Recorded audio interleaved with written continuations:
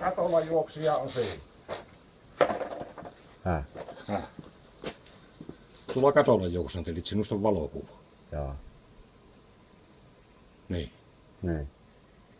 Tiedättekö te mitä nuo merkit tarkoittaa, että moottoriajoneuvolla on jo kielletty? Niin. Niin. Niin. Niin, tiedättekö te? Kyllä. No miksi te ajelette sitten ja jauhata tätä ja koulun kenttää jauhata? Eikö saa muuta tekemään? Joo. No sinusta on valokuva, kun sinä olet tuolla koulun katolla juossut. Ja tämmönen juttu. Mä nyt otan nuo rekkarit vielä ylös.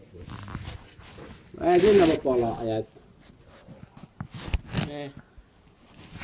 Ota mä Jare on nää. Ai niinku ihan kun mennä sitten pyörän jäljessä. Ihan kun en osaa ostamalla. Onko se normaalia teidän? Onko teillä mitään sanomista? Vittu, jos ei olisi tuommoinen kupokas tuo talous meni, työ olisitte lähtenyt ajat sitten. Poliisi on seuraavan kerran tiedä perkele, kun minä nian teet. Ai tähänkö ei saa ajaa?